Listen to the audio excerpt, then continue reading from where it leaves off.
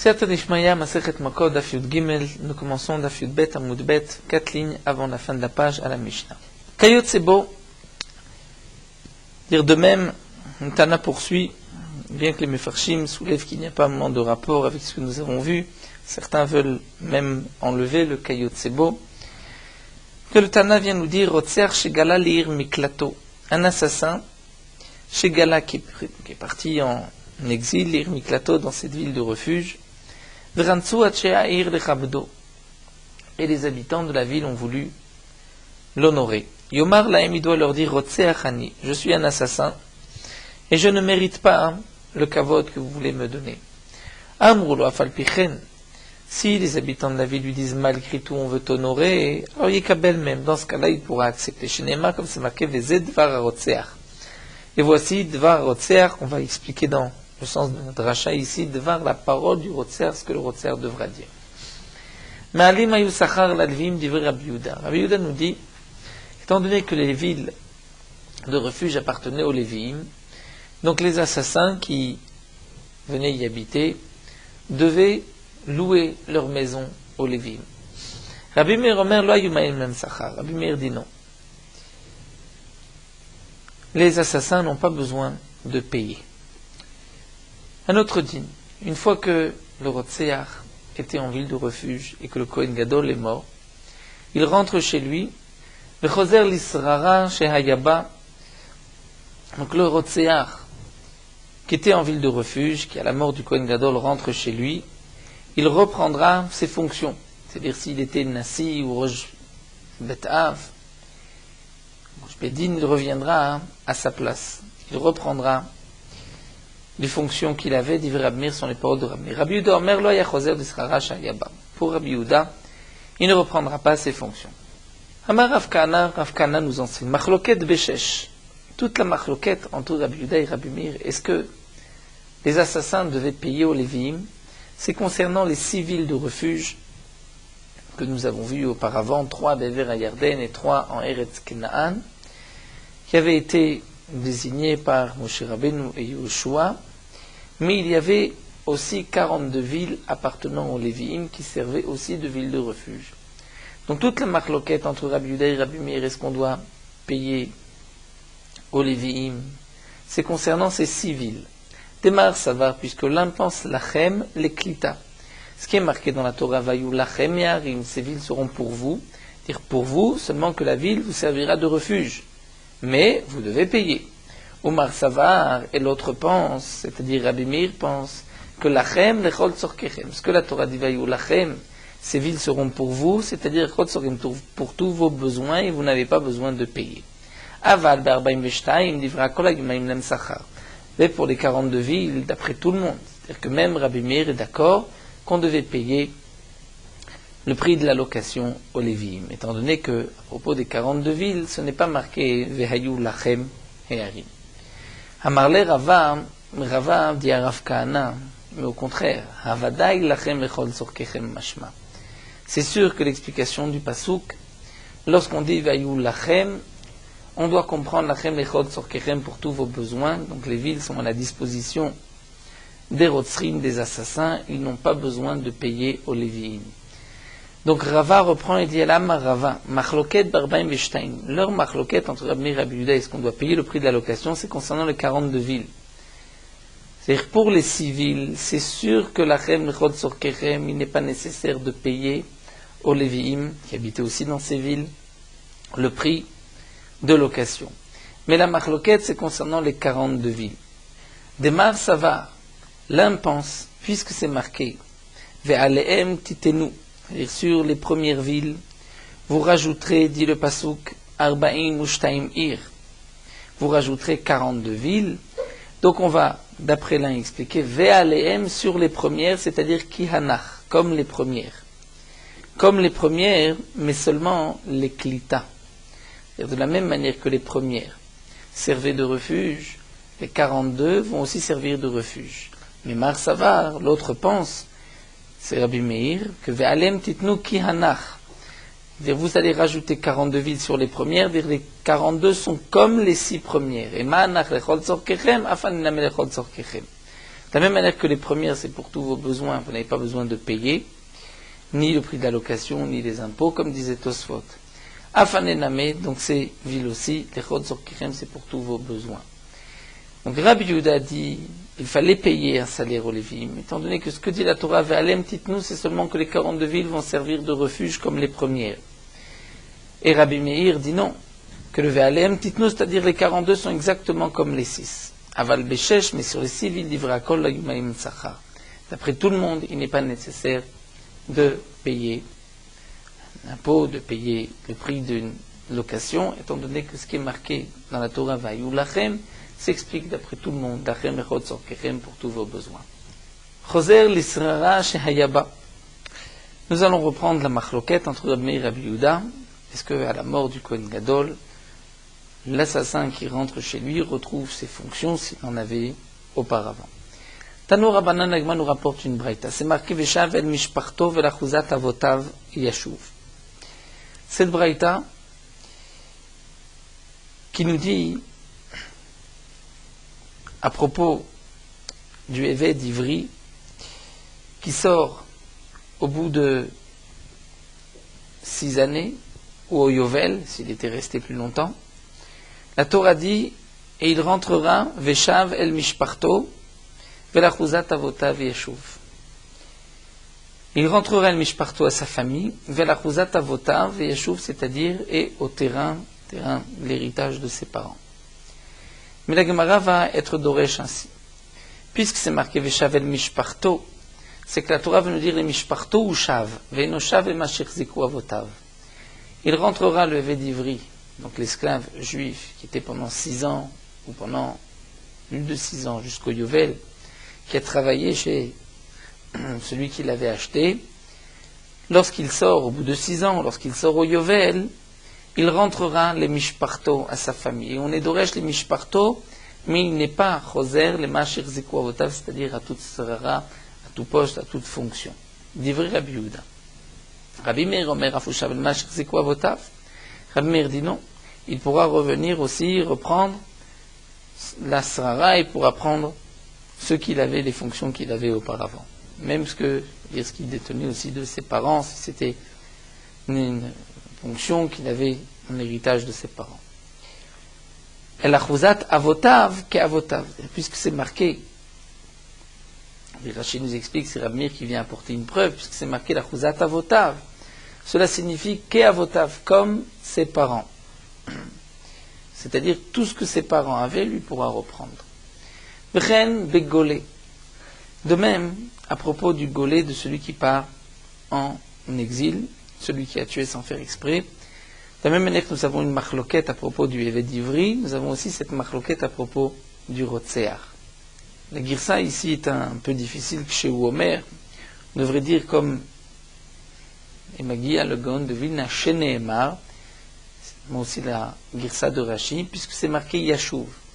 C'est-à-dire, puisqu'à propos du évêque d'Ivry, la Torah dit Ve'elachuzat avotav Yashuv, il reviendra. Ce Yashuv est un mot en trop. La Torah aurait pu dire le évêque d'Ivry retourne à sa famille, Ve'elachuzat avotav, et dira ce que ses parents avaient, le terrain de ses parents, l'héritage de ses parents. Et pourquoi Yashuv? Le Yashuv, les rabot et Rotseach vient inclure le Rotseach. Donc le Yashuv nous explique Rashi, puisqu'il est en trop, donc il nous permet de faire une Gzera Shava, c'est marqué ici Yashuv à propos du évêque d'Ivry, Yashuv à propos, comme nous allons le voir, du Rotseach, et nous allons dire de la même manière que le évêque d'Ivry reprend ses fonctions, les fonctions de ses parents, donc aussi le Rotseach reprendra les mêmes fonctions. Et la Gemara nous rapporte donc cette Gzera Shava, Maï Vechen Begolé, que signifie Vechen Begolé, quel est Tania? Et où est-ce que nous avons vu cette Gzera Shava? Quel est Tania, comme c'est marqué dans la Braïta? Après la mort du Kohen Gadol, nous dit le Pasuk, Yeshuv Rotseach l'Eretz Achuzato, l'assassin reprendra l'héritage de ses parents, c'est-à-dire il retrouvera sa maison et l'héritage de ses parents. Et Rabbi Yehuda nous dit l'Eretz Achuzato, Ushav Noshav Mashir Ziku Avotav. Il reprendra l'héritage de ses parents, la terre, mais il ne reprend pas les fonctions, c'est-à-dire ce que ses parents avaient eu, que lui a pu recevoir en héritage, dit Rabbi Yehuda. Rabbi Meir Omer Afushav le Mashir Ziku Avotav. Pour Rabbi Meir, il reprendra aussi les fonctions qu'il a eues en héritage de ses parents, puisque Gamar, Shiva, Shiva, Mehatam, on va prendre par la Gzera Shava, Yeshuv, Yeshuv de là-bas. De la même manière que le Eved d'Ivri, comme nous l'avons vu pour Rabbi Meir, il reprend aussi des fonctions qu'il avait eues auparavant. Donc on dira pour le Rotsear la même chose. Et Tosfot précise bien que la Gzera Shava, en vérité, nous en avons besoin que pour Rabbi Meir. Mais pour Rabbi Yehuda, nous avons le Passouk qui est marqué même à propos du Rotsear, Yeshuv, Rotsear et Retzaruzato. Et on explique le Passouk seulement les Retzaruzato et pas aux fonctions de ses pères. Donc pour Rabbi Yehuda, il n'est pas nécessaire d'avoir la Gzera Shava, c'est que pour Rabbi Meir. Hadran Alach Elwen Agolin, on terminait le Siata d'Ishmaïa, le deuxième Pérec, et nous commençons Velwen Halokim. Le troisième Pérec, Elwen Halokim, voici ceux qui vont recevoir les coups, les 39 coups du Beddin. Comme le nom de cette Masechet, Makot, l'indique, nous avons parlé donc des Malkout, des coups, Makot, que vont recevoir ceux qui transgressent sur certaines interdictions de la Torah. Donc ce Pérec commence par nous énumérer sur quelles avérotes un homme qui les a transgressés devra recevoir 39 coups. Donc nous allons au départ rapporter pour tel et tel avéra il y a Malkout, et ensuite, vers la fin du Pérec, on reprendra la manière dont le Beddin va donner ses coups. Donc là, le Tana nous enseigne Velwen Alokim, voici ceux qui recevront des coups. Et Rashi précise bien qu'il y a d'autres cas qui ne sont pas mentionnés dans la Mishnah. Le Tana ne nous a pas rapporté tous les cas de ceux qui recevront des coups, mais seulement les cas où il y avait un chidouche, où le Tana voulait nous enseigner quelque chose. Le Tana commence par les cas où il y a karet, c'est-à-dire que si un homme a transgressé ses fautes volontairement, il sera puni par karet lorsqu'il y a 2 témoins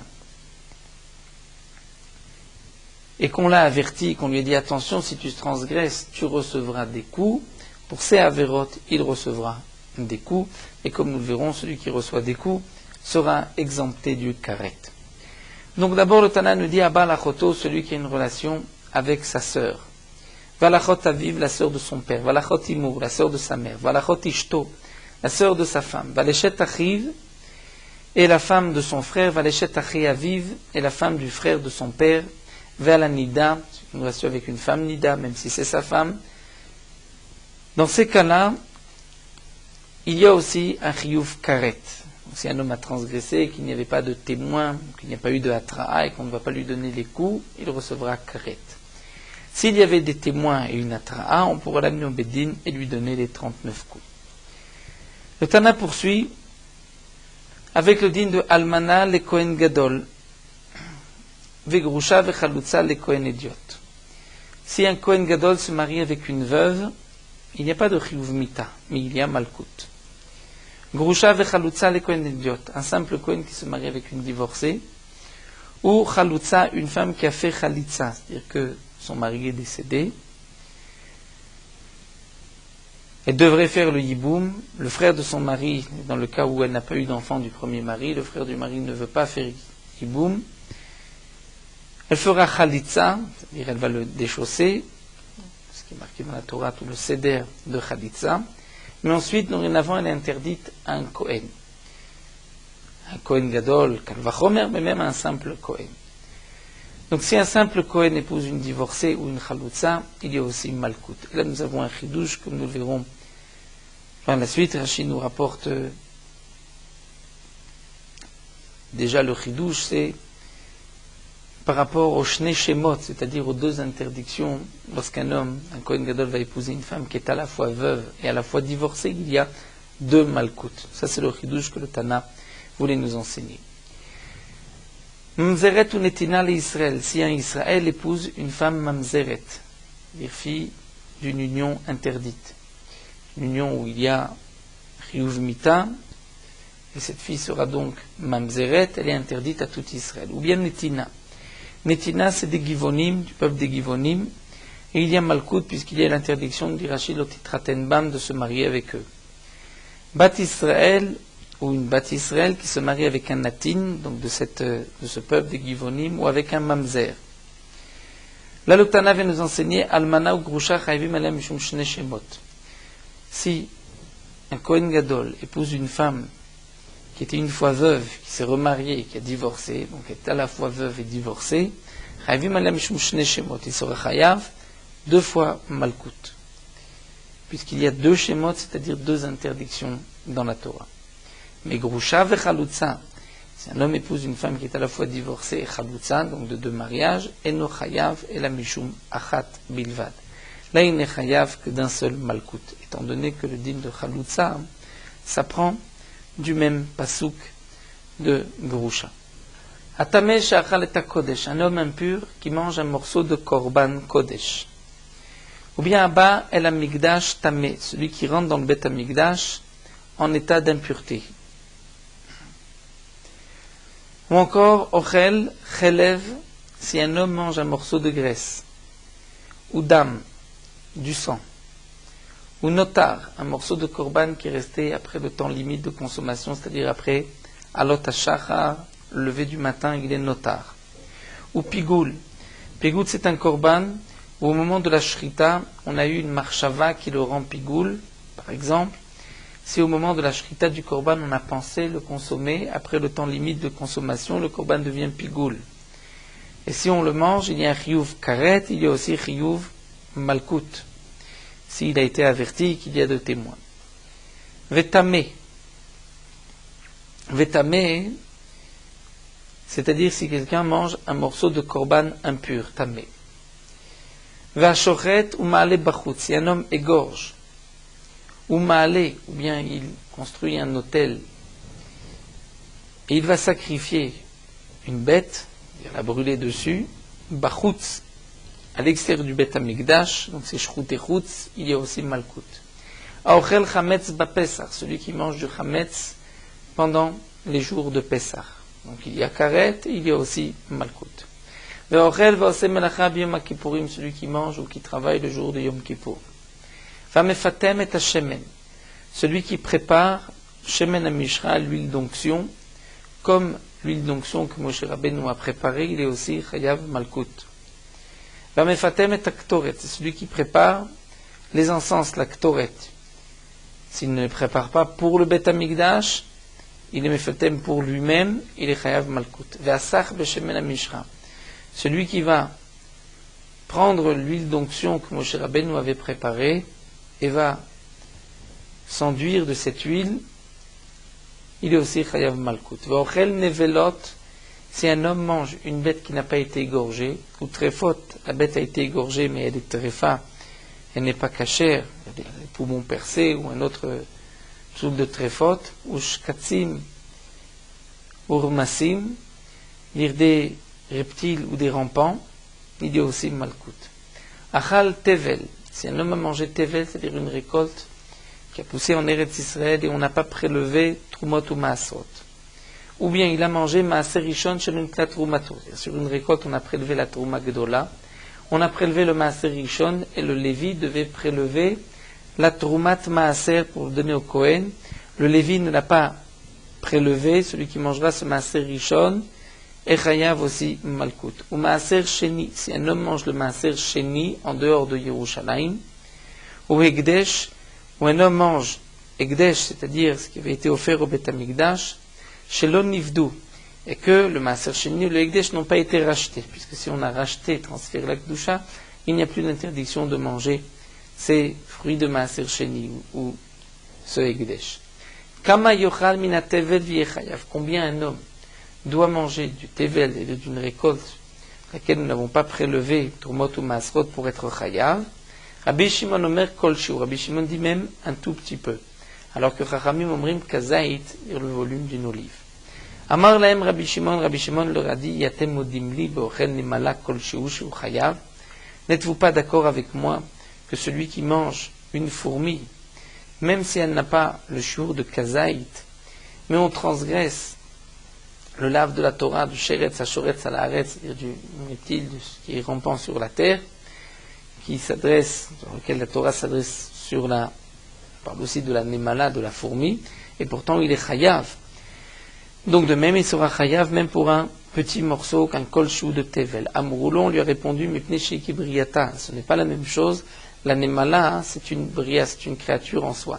Amar Lahem lui a répondu, Afrita achat kibriata, même un grain de blé aussi kibriata, c'est-à-dire c'est quelque chose de Shalem, d'entier, comme il a été créé, Kebriata, et on devrait être Hayav. Donc nous allons reprendre sur toute cette Mishnah, et aussi dans Machloket, Rabbi Shimon et les Chachamim. Donc reprenons. Le Tana nous a mentionné plusieurs cas où il y a Malkout, entre autres, Achoto, Achotaviv, Achotimo, tous les cas où il y a Karet. La Gemara nous dit Chayve Kritut Katane. On remarquera que le Tana nous a enseigné dans les relations interdites, là où il y avait un Chiyuv Karet, c'est là où il y a Malkout. Mais Chayve Mitot Bedin Lo Katane.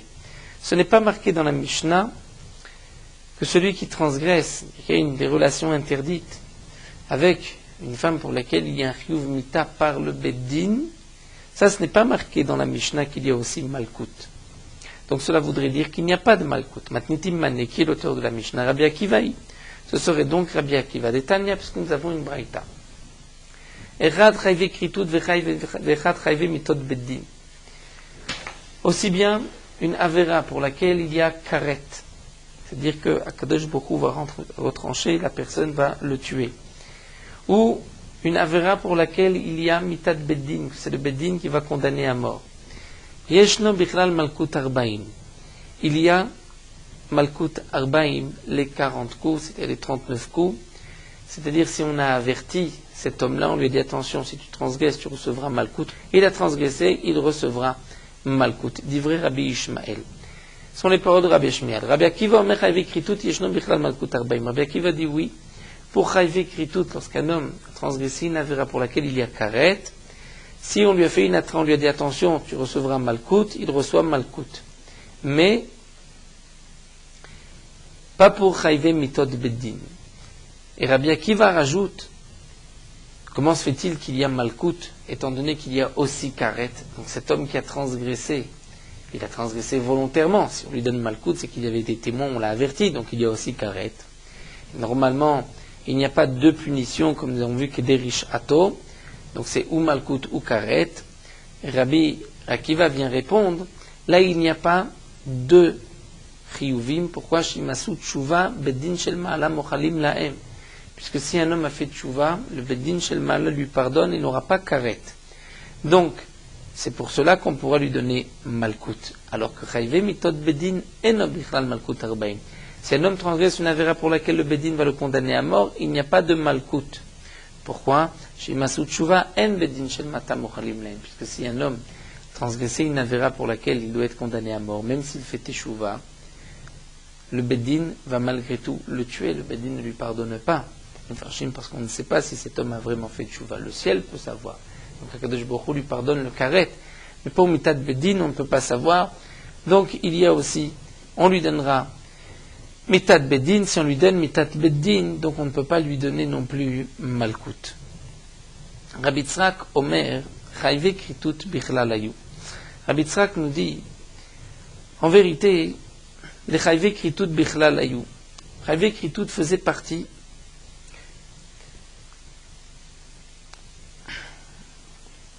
de toutes les harayot. C'est-à-dire, nous explique Rashi dans le Pasuk, c'est marqué que kol asher yaseh mikol hatoevot haele venichetu hanefashot. La Torah nous parle des harayot, des relations interdites. La Torah dit que pour toutes les relations interdites, il y a karet. Et pourtant, la Torah vient préciser à propos de sa sœur. La Torah pour sa sœur précise, si un homme a une relation avec sa sœur, il aura karet. Pourquoi la Torah a-t-elle eu besoin de préciser karet? Ce n'est pas marqué pour tous les cas qu'il y a karet. D'abord, la Torah nous marque toutes les relations interdites. Ensuite, la Torah nous dit toutes les relations interdites mentionnées, il y a karet. Mais pourtant, pour Achoto, la Torah, pour sa sœur, la Torah l'a précisé, l'a marqué explicitement. Velama yatzat karet b'achoto. Donc pourquoi la Torah a-t-elle besoin de préciser qu'il y a karet pour sa sœur? La dono bekaret velo bemalkut. C'est pour nous dire que pour sa sœur il n'y a que karet et il n'y a pas malkut. Mais en vérité, ce n'est pas seulement pour ce cas-là. Le karet de achoto vient nous dévoiler que pour toutes les harayot, puisque la Torah nous marque qu'il y a karet, c'est qu'il n'y a pas de malkout. De la même manière que achoto, la Torah vient dire qu'il n'y a que karet et pas malkout, donc de même on dira pour toutes les averot. Donc pour Rabbi Tzrak, il n'y a pas de malkout dans les chayve kritut. C'est seulement si un homme a transgressé un lave de la Torah où il n'y a pas de chiyuv mita, Mais s'il y a un chiyuv mita, même si ce n'est que karet, il n'y a pas de malkout. Maïtama de Rabbi Ishmael. La Gemara reprend. Quelle est la raison de Rabbi Ishmael qui a dit qu'aussi bien que Chitout, Rabbi Mitot Bedin, il y a malkout, on recevra les coups. Dirtiv. La Torah nous dit, si un homme ne respecte pas et kol divrei Torah azot, c'est-à-dire toutes ces paroles, tout ce qui est marqué dans la Torah. Ensuite, le pasuk nous dit, Vektiv ve'ifla Hashem et makotcha, Akadosh Baruch Hu va hifla, shon pele, il va quelque chose de grandiose, de grand, de fort. Afla zo, mais cette afla, en yodea maï, je ne sais pas de quoi il s'agit. À quoi le pasuk fait allusion? Chez Omer, lorsque c'est marqué ensuite, Vepilo hashofet veikaou lefanav, dire le pasuk qui nous dit, le shofet, dire le Dayan va le faire tomber, pencher et va le frapper. C'est là que je sais, Ave Omer, Afla'a zo Malkut. Cet Afla'a, il s'agit de Malkut. La Gemara est doreshet que Vipilo, c'est un lachon Afla'a. Et donc il s'agit de Malkut. Vektiv, et c'est marqué Imlotishmor la'asot et kol. Le pasuk dit Imlotishmor la'asot et kol divrei Torah. Si tu ne respectes pas toute cette Torah. Donc de là j'apprends que pour toutes les avérotes de la Torah, il y a Malkut. Alors demande la Gemara, c'est ainsi si un homme transgresse une avéra où il y a un commandement positif de faire telle ou telle mitzvah et un homme ne l'accomplit pas, il devrait aussi recevoir Malkut. La Gemara répond, Imlotishmor, dans le pasuk c'est marqué Imlotishmor, si tu ne respectes pas. C'est-à-dire s'il y avait, comme nous dit que Rabbi Avin, Amar Rabbi Laed, Amar Rabbi Avin, Amar Rabbi Laed, Kol Makom Shenemar Yishamer, Pen Ve'al, Eno Ela Lo Ta'ase. Là où c'est marqué Yishamer, Lecha, ou Pen, ou Al, c'est un Lo Ta'ase. Donc Imlotishmor, c'est lorsqu'il y a un commandement négatif qu'un homme n'a pas respecté. Donc il y aura Malkut, puisque c'est marqué V'ifla Hashem et Makotra, et j'apprends dans notre pasuk que Afla'a, c'est le Malkut par le Beddin. Hiachi, si c'est ainsi, que du pasuk on apprend toutes les transgressions, mais il faut la transgression d'un lave, pas la transgression d'un assez, alors on devrait dire aussi lav shen boma assez namé, même lorsqu'un homme transgresse une avéra, mais il n'y a pas d'action dans cette transgression, on devrait dire aussi qu'il y a Malkut. Pourtant nous savons que lorsque un lave n'a pas d'action, on transgresse sans action, il n'y a pas de Malkut. La Gemara répond, la asot ktiv, puisque c'est marqué la asot. C'est imlotishmor la asot, c'est-à-dire qu'il y a eu une action. La Gemara poursuit alors un lave shenitak la asename. S'il y a un lave où il y a un assez, c'est-à-dire un commandement positif qui vient après le lave, où nous savons qu'il n'y a pas de malkout, pourquoi il n'y a pas de malkout? Après tout, il y a eu une transgression par une action. La Gemara répond Doumia des laves de chassima. Parce qu'il faut que le lave ressemble au lave de chassima, c'est-à-dire juste après la paracha de Malkout, la Torah nous dit l'otarsom shor bedisho, ne pas empêcher au taureau de manger au moment où il écrase la récolte. Ce lave, c'est l'otarsom, un lave où il y a une action. Et c'est aussi un lave où il n'y a pas de essai qui vient réparer le lave. Ce n'est pas comme le notar où la Torah dit ne laisse pas ce morceau de viande jusqu'au lever du matin, et si tu l'as laissé, brûle-le. Donc il y a un assez après le lave. Où un homme ne vole pas, si tu as volé, rends. C'est un assez qui vient réparer le lave. Donc là, la Gemara nous dit, le lave shenitak la assez, puisqu'il ne ressemble pas au lave de chassima. C'est-à-dire que la Torah a marqué le tarsom shor bedisho juste à côté du din de Malkout pour nous enseigner dans quel cas il y a Malkout si ça ressemble au lave de chassima. Donc là, ça ne ressemble pas à ce lave-là, c'est pour cela qu'il n'y a pas de Malkout. Alors la Gemara dit, Ashta datit lachi, puisque tu es arrivé à cette smichut du lave de chassima, alors même pour la question précédente qui était du lave chez Enbomaase, on pourra aussi répondre, Kulhun namedoumia de lave de chassima, il faut que ce soit un lave qui ressemble au lave de chassima, et donc un lave où il y a une action qui n'est pas nita classée, et aussi on répondra avec la question du assez, c'est seulement donc lorsqu'il y a un lave. Donc là nous avons vu la chita de Rabbi Ishmael. Pour Rabbi Ishmael, puisque la Torah dit Nutishmor la sot et kol divra Torah azot, pour tous les lavim de la Torah, il y a Malkout, même donc pour un chayve karet. Rabbi Akiva maïtama, quelle est la raison de Rabbi Akiva? Donc Rabbi Akiva dit kederish ato, la Torah dit que le Bedin va juger kederish ato, c'est-à-dire le punir en fonction de rish ato au singulier, c'est-à-dire mishum risha achat tamechayvu tamechayvu mishum shte reshuyot. On nous donne à un homme qu'une seule punition, mais on ne donne pas deux punitions. Donc on ne peut pas donner et mitot bedin et malkout. On donnera que mitot bedin. Pour karet, étant donné qu'il peut être acquitté du karet, donc là on lui donnera malkout. Rabbi Ishmael dit, c'est vrai que c'est marqué qu'il est richato, mais anémilé mita ou mamon. C'est seulement si c'est mita, un homme est chayav mita, et en même temps il doit payer. Donc on dit, il est chayav mita, il ne paye pas. Ou bien ou malkout ou mamon, il reçoit l'un des deux. Aval mita ou malkout. Mais si c'est mita et malkout, on ne va pas dire que Kederi Château, il ne reçoit que l'un des deux, on dira Mita Arir Tahi. En vérité, de le frapper et ses coups l'amèneront par la suite à la mort, c'est en vérité une longue mort, mais ce n'est pas deux onashim différents. La Gemara poursuit le Rabbi Akiva, alors Yachi Chayiv Kritout Name. Pour Rabbi Akiva aussi, comment se fait-il que Chayiv Kritout, on donnera Malkout, après tout, il est Chayav déjà Karet, pourquoi va-t-on lui donner aussi des coups? Maï Amarta, quelle était la réponse? Qu'est-ce que Rabbi Akiva a répondu dans la Braïta? Il a dit chez Masou Tchouva, parce que si ils ont fait Tchouva, ils ne recevront pas Karet, donc c'est pour cela qu'on leur donnera Malkout, mais pourtant Ashtam Yatlo Avde. Maintenant, lorsque le Beddin va lui donner Malkout, il n'a pas encore fait Tchouva. Donc il a sur lui Echiouf Karet et Malkout, pourquoi va-t-on lui donner les deux? Amar Rabbi Avao répond, et dit Bepirouche, Riftat Torah, Chayve écrit toutes les Malkout. Et nous avons un pasuk mefourash où un homme qui doit recevoir karet reçoit aussi malkout. D'où est-ce que nous l'apprenons? Des gamar, parce qu'on apprend d'une xerashava, c'est marqué les venichetu les aînés bene amam, karet à propos d'un homme qui a une relation avec sa sœur, et nous avons un autre pasuk où la Torah dit Arbaim yakinu recevra 40 coups venikla chicha le ainecha, trouve les aînés et les ainecha. Donc on apprend que là où il y a karet, il y a aussi malkout. Mais la Gemara demande Matkif le Rabbi Abba Bar Mama Yachid Chayve Mitot Bedin Name. On devrait donner karet puisque Nigmerem, on devrait apprendre Me'ene, Mile'enecha. Et nous avons aussi un pasuk où c'est marqué Vaya im Me'ene Aeda Nestad Jgaga. Donc à propos de Avodazara, qui est une Avera où il y a Mitat Bedin. Donc on devrait dire qu'il y a aussi malkout. La Gemara répond non. Danim Le'ene Mile'enecha.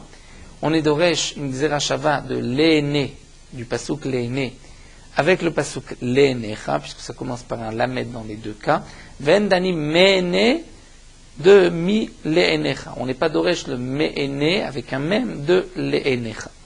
La Gemara demande pourquoi pas, Maïnaf Kamina, Vatanad Rabbi Ishmael, Veshava Kohen Uba Kohen, Zoï Shima, Zoï Bia. Pourtant, à propos de la tzara, des boutons de lèpre, sur une maison, Rabbi Ishmael est d'Oresh. Le pasuk, c'est marqué Veshava Kohen, une fois que le Kohen revient, une fois Uba Kohen, que le Kohen vient. Et Rabbi Ishmael et Doresh, qu'en vérité c'est la même chose. Zoïshima, Zoïbia, on peut apprendre l'un de l'autre. Pour un certain din, pourtant les mots ne sont pas les mêmes. Une fois c'est marqué Veshav, une fois c'est marqué Uba. Donc on voit qu'on peut faire une Zerashava si le sens est le même, même si les mots ne sont pas les mêmes. Ve'od de plus. Ligmor me'ene, mile'ene. Da'agamor le'ene mile'enecha. De plus, demande la Gemara, même si tu ne veux pas apprendre le me'ene de le'enecha, puisque là ça commence par un même, l'autre par un lamed, mais après tout tu vois que tu apprends le'ene de le'enecha, bien que là c'est marqué le'enecha avec un chaf, sauf que là ce n'est pas marqué. Donc de la même manière que tu apprends le'ene de le'enecha, même s'il y a une petite différence, tu pourrais peut-être maintenant apprendre me'ene, qui est marqué à propos de Avodazara, donc Chayve Mitot Beddin, de le'ene. Et le Léné lui-même, tu l'as pris de Lénécha, et ainsi par ce double Xerashava, on pourra apprendre qu'il y a Malkout. Donc, Ve'od Ligmor Me'ene du Pasuk Mi Léné, puisqu'il n'y a qu'une différence entre le même et le Lamed. D'ailleurs, de Agamor Léné Mi Lénécha, puisque tu as appris Léné de Lénécha et qu'il y avait une différence aussi d'un Chaf. La Gemara nous dit Kibla Mine Rabbi Shmuel bar Rabbi Yitzhak. Rashi nous explique que Rabbi Shmuel bar Rabbi Yitzhak a reçu, donc a accepté cette question de Rabbi Abba bar Mamal, pour dire que même Chayve, Mitot Bedin, il devrait y avoir Malkout, et il répond, parce que c'est marqué Kederish Ato, que nous avons vu d'après Rabbi Akiva, seulement sur une seule punition on lui donnera, mais de quelle punition il s'agit? Mishum Risha Achat Atamechayvu Ve'atamechayvu Mishum Shtereshuyot.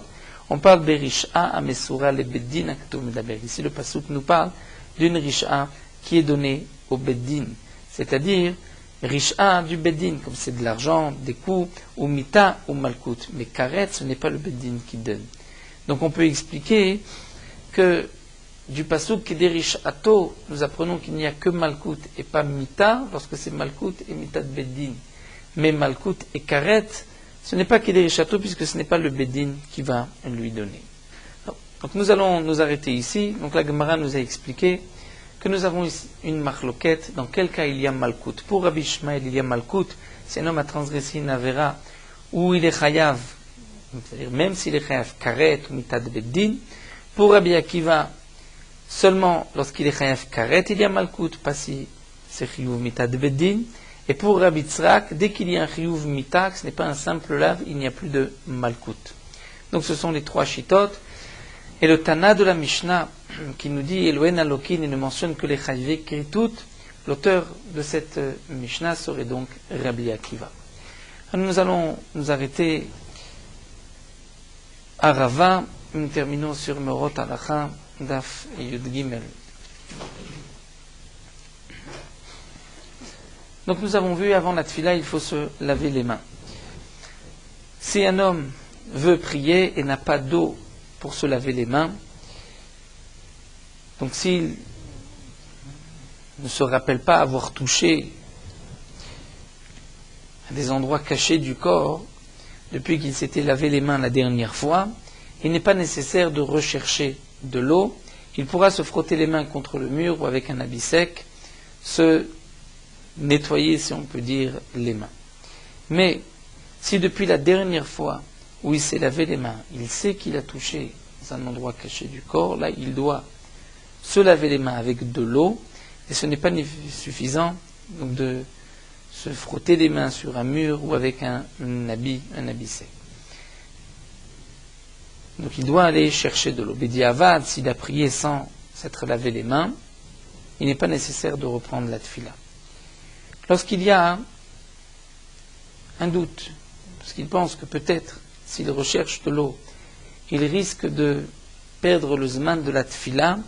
Donc dans ce cas-là, il n'est pas obligé de chercher de l'eau, il s'essuiera les mains contre le mur ou avec un habit sec. Et de même, s'il craint de rater, de perdre la tfila betsibour, il n'est pas obligé d'aller chercher de l'eau, donc il se frottera ou s'essuiera les mains de cette manière. Donc Netilat Yadayim pour la tfila doit être jusqu'au poignet, et ce n'est pas obligé pour cette netila de s'essuyer les mains, et il n'y a pas non plus de bracha, juste on se lave les mains jusqu'au poignet pour pouvoir faire la tfila.